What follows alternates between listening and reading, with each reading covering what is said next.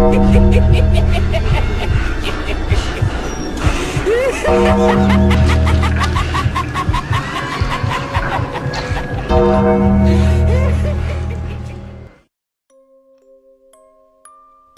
কুমার রায়, জন্ম 1888 সালের 2রা সেপ্টেম্বর কলকাতার পাথুরিয়াঘাটায়। শিল্পকলা, নৃত্যকলার একজন অনন্য ব্যক্তিত্ব হিসেবে তো বটেই, বড়দের জন্য সাহিত্য রচনা করেছিলেন অনেক। তার দুর্ধর্ষ কিছু লেখার মধ্যে অন্যতম যখের ধন, জয়ন্ত মানিকের গল্প, আবার যখের ধন ইত্যাদি। তার লেখায় আমরা পাই গোয়েন্দা, অ্যাডভেঞ্চার, রহস্য, রোমাঞ্চ, রূপকথা ও ভূতের বিভিন্ন রকম অনবদ্য সৃষ্টি। আমাদের আজকের গল্প বালুচরের বিভীষিকা। গল্পটি আমরা নিয়েছি শৈবা প্রকাশন বিভাগের কিশোর ভৌতিক সমগ্র বইটি থেকে। প্রধান চরিত্রে গল্পের কথক পরেশ, নবীন, পরেশের বোন ছন্দা ও মাঝি, গল্প পাঠে অঙ্কুর ও গল্পের সূত্রধর আমি, সুকৃতি। শুরু হচ্ছে বালুচরের বিভীষিকা। অনেকেই কলকাতায় অনেককাল থেকেও শহরের অনেক খবরই রাখেন না। ধরুন এই গঙ্গা নদীর কথা। গঙ্গা যে খালি কলকাতার তেষ্টা মেটায় তা নয়, বাণিজ্যে কলকাতার লক্ষ্মী লাভের আসল কারণই এই গঙ্গা। স্নান করতে গিয়ে, বেড়াতে গিয়ে বা পারাপার হতে গিয়ে গঙ্গাকে দেখেনি এমন লোক নেই। তবু জিজ্ঞাসা করলেই জানা যাবে কলকাতার গঙ্গার বুকেও যে বছরের নির্দিষ্ট সময় দিব্য একটা ছোট দ্বীপের মতো বালুচর জেগে ওঠে, এই দৃশ্য অনেকেই দেখেনি। আমার আজকের বন্ধুরা ছিলেন ওই দলে। গঙ্গার ধারেই আমার বাড়ি। সকালে এসেছিলেন তারা আমার বাড়িতে বেড়াতে। গঙ্গার ধারের বারান্দায় বসে চা পান করতে করতে হঠাৎ এই বালুচরের দিকে দেখে তারা যেন আকাশ থেকে পড়লেন। বাগবাজারের কাছ থেকে বালুচরটি সমান চলে গিয়েছে বালি ব্রিজের দিকে। চড়ায় তা বেশি নয় বটে, লম্বায় হবে অন্তত মাইলখানেক, বেশি হতেও পারে। পরেশের বোন ছন্দা বেথুনে 3rd ইয়ারে পড়ে। পয়লা নম্বরের শহুরে মেয়ে, জন্মে কখনো পল্লীগ্রাম বা ধানের ক্ষেত দেখেনি। সবচেয়ে বিস্মিত হলো সে। বললে, কলকাতা শহরে দ্বীপ, এ কি অদ্ভুত দৃশ্য। আমি বললুম, কিছুই অদ্ভুত নয়। গঙ্গায় এ সময় রোজই দিনে আর রাতে ভাটার সময় চড়া পড়ে, আবার জোয়ার এলেই ডুবে যায়।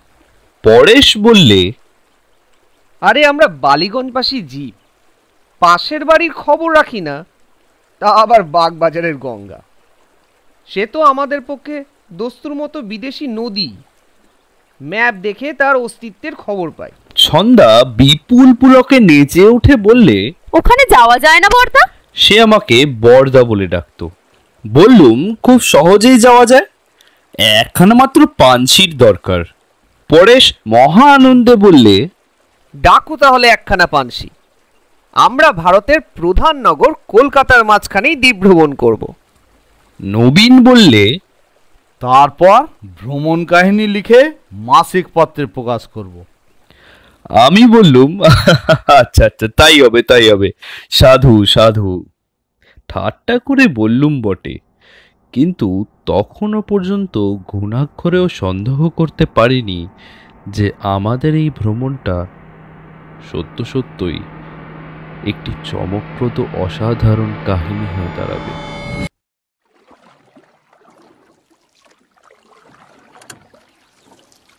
গঙ্গার চড়ায় গিয়ে লাগলো আমাদের পানসি। চরের এক জায়গায় খান কয়েক বড় বড় নৌকো বাঁধা। অনেকগুলো কুলি চর থেকে ঝুড়ি করে বালি তুলে নৌকোয় গিয়ে বোঝাই করে আসছে।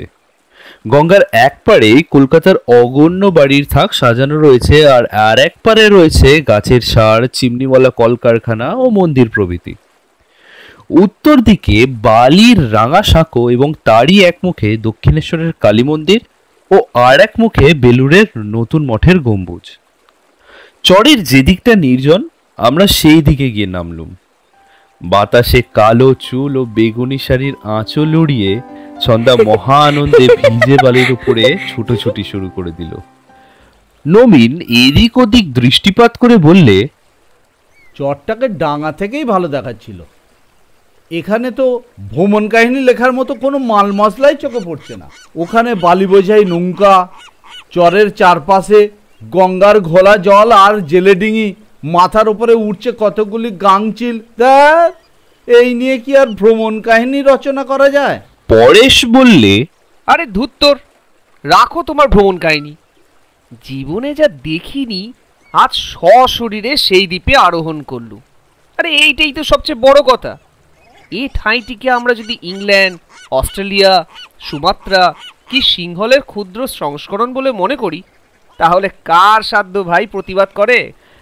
এমন সময় খানিক তফাৎ থেকে ছন্দা চেঁচিয়ে ডাক দিলে, বড়দা, বড়দা, একবার এদিকে এসে দেখে যাও তো, এগুলো কিসের দাগ?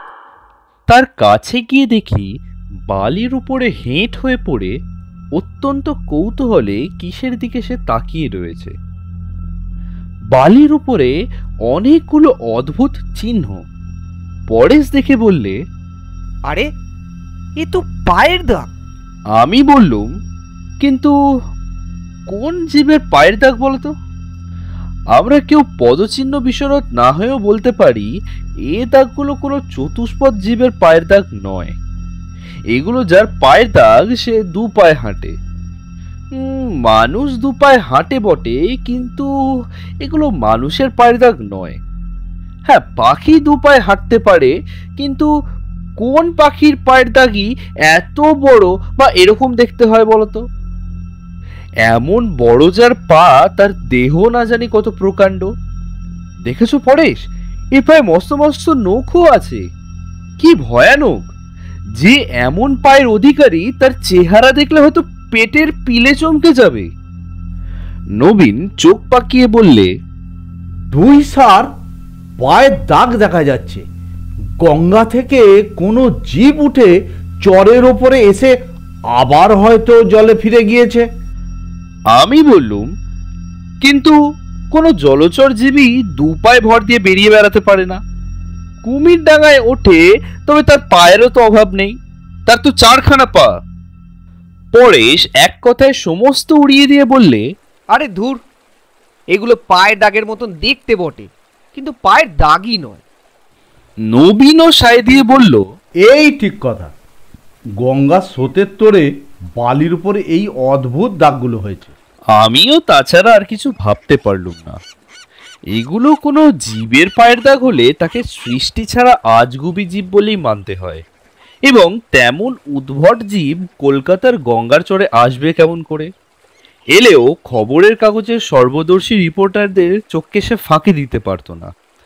অন্তত বাগবাজারের অমৃতবাজার পত্রিকা সর্বাগ্রেই তাকে আবিষ্কার করে ফেলত। যার আবদারে আমরা এই চিহ্নগুলো পরিদর্শন করতে এসেছি, সেই ছন্দা কিন্তু এতক্ষণ আমাদের কাছে ছিল না। সে কখন সরে পড়ে দূরে গিয়ে চড়ের উপরে বসে শিশুর মতো বালির গহর তৈরি করতে ব্যস্ত ছিল। কড়া রোদে ঘেমে উঠে ছন্দাকে ডেকে আমরা পানশির দিকে ফিরে চললুম। ছন্দা এসে বললে, বড়দা, আমার না ভারী ভালো লাগছে, এক্ষুনি যেতে ইচ্ছা হচ্ছে না। না না না না না না না, আর থাকার উপায় নেই। আরে একটু বাদেই জোয়ার আসবে, চর তো ডুবে যাবে। ছন্দা একটু ভেবে বলল, আচ্ছা বড়দা, রাতে আবার এই দ্বীপটা জেগে উঠবে তো? হ্যাঁ, ওই ঘন্টা চারেকের জন্য জাগবে। আচ্ছা, আজ তো পূর্ণিমা, তার মানে সন্ধেবেলাতেই চাঁদ উঠবে। হ্যাঁ, আজ তো পূর্ণিমা। তাহলে আজ সন্ধেবেলায় এখানেই সকলের নিমন্ত্রণ রইল। আমি চড়িভাতি করে তোমাদের সকলকে খাওয়াবো। পরেশ একটু ইতস্তত করে বললে, মানে ইয়ে, কিন্তু সে যে অনেক তোড়জোড়ের ব্যাপার, দরকার নেই ছন্দা। প্রস্তাবটায় নতুনত্ব আছে। আমি রাজি হয়ে গেলুম। তোড়জোড়ের জন্য তোমাদের কারুকে মাথার ঘাম পায়ে ফেলতে হবে না দাদা, আমি একাই সব গোছগাছ করব। তোমরা খালি দয়া করে দুটো খেয়ে উপকার করো। এর পরেও আপত্তি করা অভদ্রতা, এবং পরে সেই অভদ্রতাই করল। বললে, আরে তুমি যা মেয়ে তা জানি, আবার জোয়ার না আসা পর্যন্ত এখান থেকে নড়তেই চাইবে না। অতক্ষণ এই ভিজে বালির উপর বসে থাকলে অসুখ করবে। অতটা কবিত্ব আমার মধ্যে নেই। ছন্দা রেগে বললে, দাদা, গেল জন্মে তুমি না মারোয়ারি ছিলে, তোমার একটু ইমোশন নেই। বেশ, আমাদের জন্য 4খানা ফোল্ডিং চেয়ারও আসবে, কারুকেই ভিজে বালিতে বসতে হবে না। শোনো শোনো বড়দা, পানশিখানা আজ সন্ধ্যে থেকে ভাড়া করে রেখো কিন্তু। প্রথমে চড়িভাতির ভোজ, তারপরে চন্দ্রালোকে নৌকায় করে গঙ্গায় ভ্রমণ। উফ, ওয়ান্ডারফুল। ছন্দা, পরেশ ও নবীন নৌকোর ভেতরে গিয়ে বসলো। আমি গেলুম বুড়ো মাঝির কাছে। ওহে মাঝি, আজ সন্ধ্যের সময় তোমার নৌকো নিয়ে আমরা এই চরে আসবো, কিন্তু আবার ঘাটে তৈরি থেকো। বলি সন্ধ্যের সময় ওই সরে তা বাবু কতক্ষণ থাকবেন? যতক্ষণ জোয়ার না আসে। মাঝি চুপ করে রইল। কি হে, কথা কও না যে? মাঝি খুব মৃদু স্বরে বললে, সন্ধ্যের সময় ওই সরে কেউ থাকে না বাবু, জায়গাটার খুব বদনাম আছে। বদনাম? কিসের বদনামের কথা বলছো মাঝি?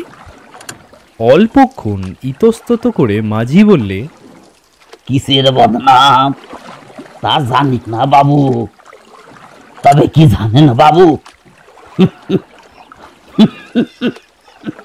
ওই একদিন জানেন আমাদের এই বুদ্ধ ওখানে গিয়ে হারিয়ে গিয়েছিল গো বাবু, হারিয়ে গিয়েছিল। হারিয়ে গিয়েছিল? কেমন করে? আরে ওখানে তো হারিয়ে যাওয়ার মতো কোনো উপায় নেই গো। কি বলছো কিছুই বুঝতে পারছি না, একটু পরিষ্কার করে বলবে? কোথাও ওখানে কোথাও হারিয়ে যাওয়ার কি জায়গা আছে? কোনো উপায় নেই ওখানে? তা নেই বাবু, কিন্তু বুদ্ধকে আর খুঁজে পাওয়া যায়নি,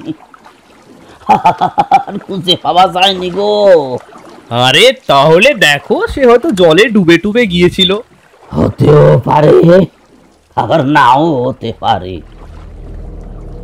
ওই সরে আমরা নৌকা বেঁধেছিল, অন্ধকার রাত, আমরা খেয়ে দিয়ে শুয়ে পড়ার চেষ্টা করছি, হঠাৎ কি দরকার হওয়াতে বুদ্ধ সরে গিয়ে নামলো। তারপরে শুনি একটা বিকট চিৎকার করে উঠলো,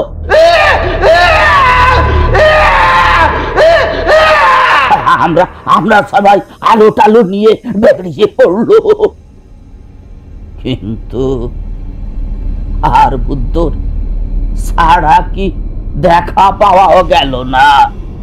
ওই রাক্ষসের সত্তা যেন তাকে গিলে খেয়ে ফেললো বাবু।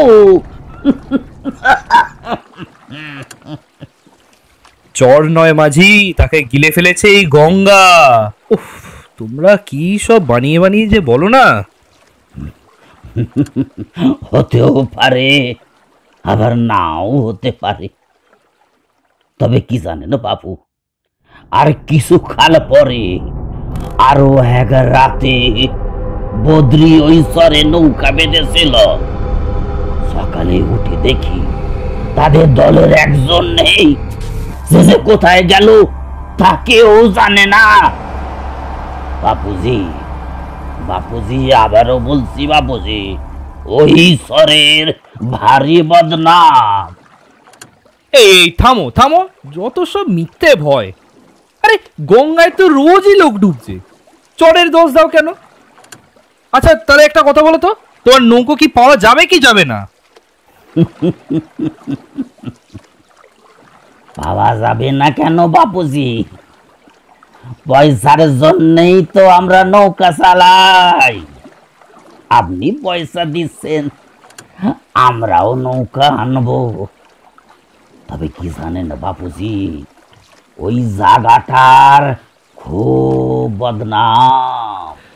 নৌকোর ভেতরে আসতে ছন্দা বললে, বড়দা, মাঝির সঙ্গে অত কিসের কথা হচ্ছিল?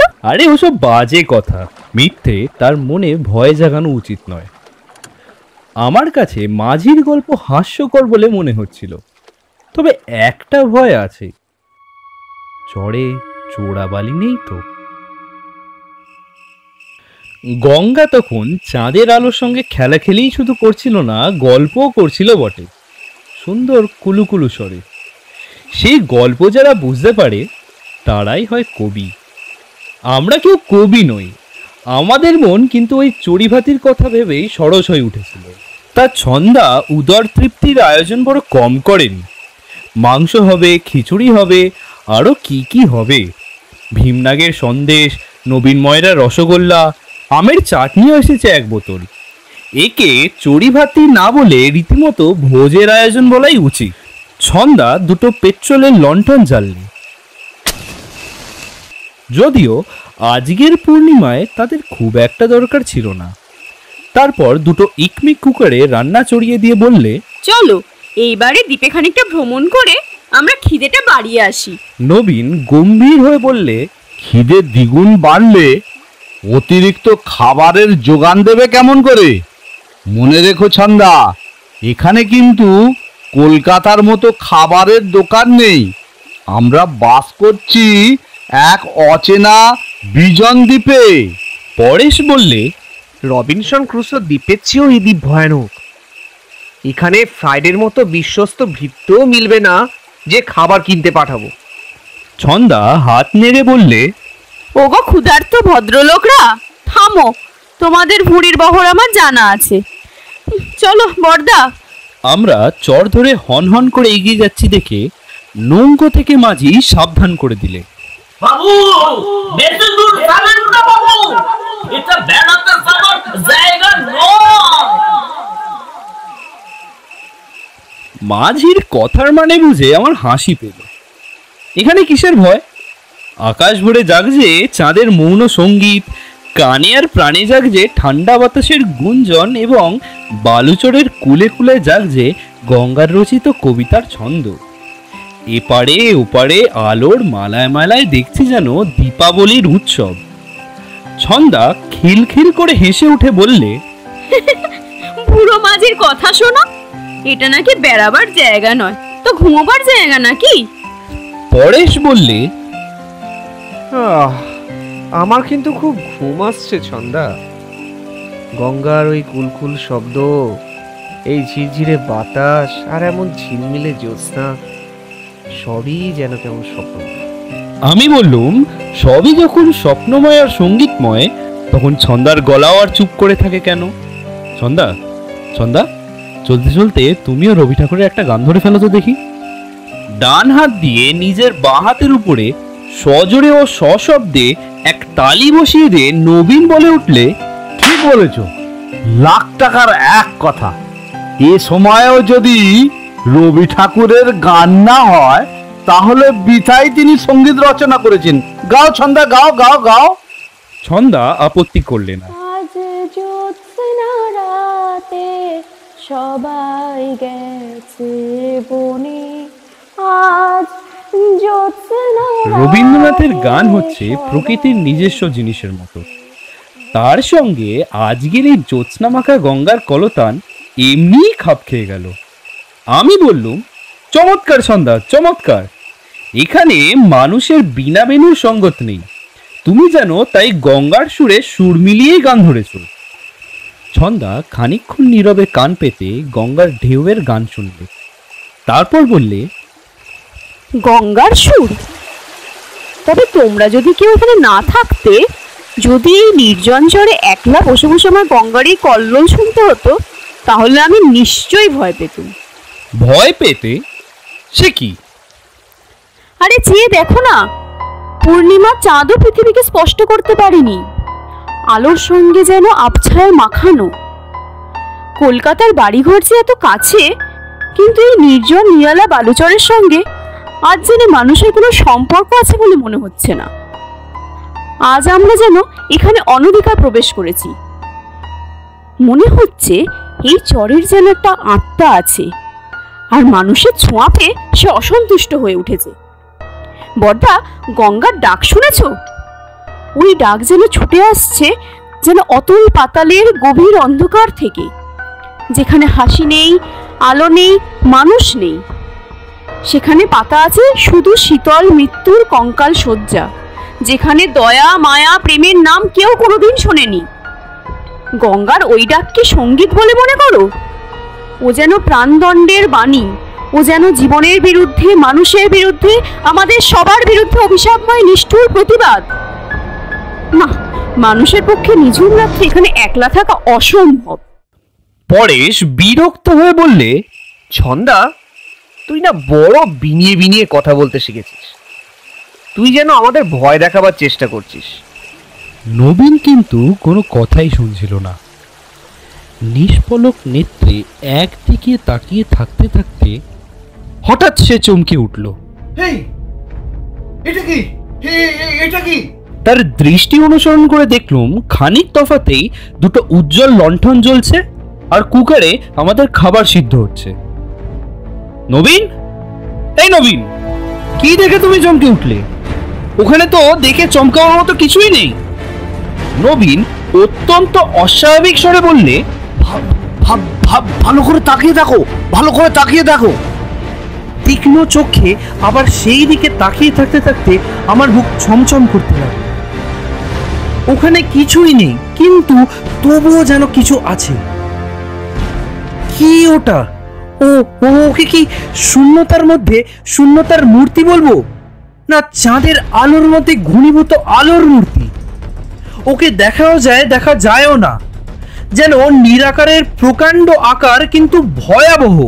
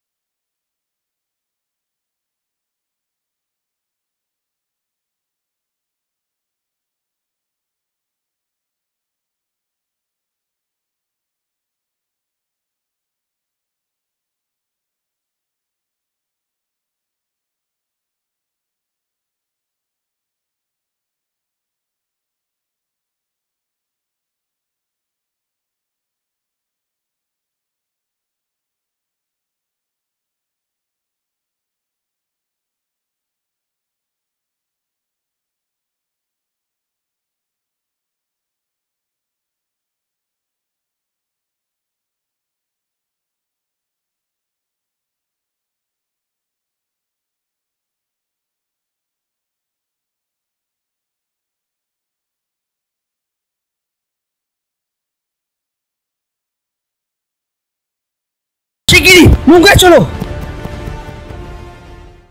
নৌকায় চড়ে ঘণ্টাখানেক গঙ্গার বুকে ভেসে চলল। বালুচর তখন চোখের আড়ালে। সকলেই যে আমরা সেই চরের কথাই ভাবছি তাতে আর কোনো সন্দেহ নেই, কিন্তু সকলেই এমনি অভিভূত হয়েছি যে মুখ যেন বোবা হয়ে গিয়েছে। পানসি যখন হাওড়ার পুলের কাছে এসে পড়েছে, পরেশ তখন বললে, আমরা কি কাপুরুষ? রজ্জুকে সর্পভ্রম করে ঊর্ধ্বশ্বাসে পালিয়ে এলুম। মাঝি, নৌকো ফেরাও, আমরা আবার সেই চড়ে যাব। মাঝি মাথা নেড়ে বললে, তার হয় না বাবুজি, ওই যেতে যেতে জোয়ার এসে পড়বে, ওই সর ডুবে যাবে বাবু। ছন্দা বললে, উফ, চরে যা দেখেছি আমার আর সেখানে যেতে ইচ্ছেও নেই। পরেশ উত্তেজিতভাবে বললে, চরে কি দেখেছি আমরা? কিছুই না, একটা ছায়া পর্যন্ত না। খানিকটা বাষ্প উড়ে গেলেও বুঝদু, আমরা তাও দেখিনি। বোকা নবীনটা বাজে কি একটা ধুয়ো তুললে, আর আমরাও সবাই হাউমাউ করে পালিয়ে এলো। ছি ছি ছি ছি ছি, কি লজ্জা। ইকনিক কুকার দুটো কে ফেলে দিলে তাহলে বলো? দমকা ঝোড়ো বাতাস, ঝড়ের মতো একটা বাতাসের ঝটকা তো আমাদের গায়েও লেগেছিল। বালি উড়িয়ে কে ওখানে চড়ে বেড়াচ্ছিল সেটাও তাহলে বলো দেখি। বালি উড়ছিল ওই বাতাসেই। আর আর ওই সকালের পায়ের দাগগুলো? জানোই তো, সেগুলো পায়ের দাগ নয়, বালির উপরে স্রোতের দাগ। ভাবলুম মাঝির গল্পটা বলি। ওখানে পরপর দুটো মানুষ কোথায় অদৃশ্য হয়ে গেছে কেউ জানে না, কিন্তু বলতে গিয়েও বললুম না, কারণ নিশ্চয়ই উত্তরে শুনবো তারা হয়তো জলে ডুবে মারা পড়েছে। নবীন ফস করে একটা নিঃশ্বাস ফেলে বললে, হায় রে আমার খিচুড়ি, হায় রে আমার ফাউল কারি, হায় রে আমার সন্দেশ রসগোল্লা, আমের চাটনি, ওগো প্রিয়, তোমাদের পেয়েও হারালুম। ছন্দা বললে, চলো চলো সবাই মিলে চৌরঙ্গীর কোনো হোটেলে গিয়ে খাবারের শোক আর পেটের জ্বালা নিবারণ করে আসি গে। শুনছিলেন বালুচরের বিভীষিকা, রচনায় হেমেন্দ্র কুমার রায়, গল্প পাঠে অঙ্কুর, গল্পের সূত্রধর আমি সুকৃতি।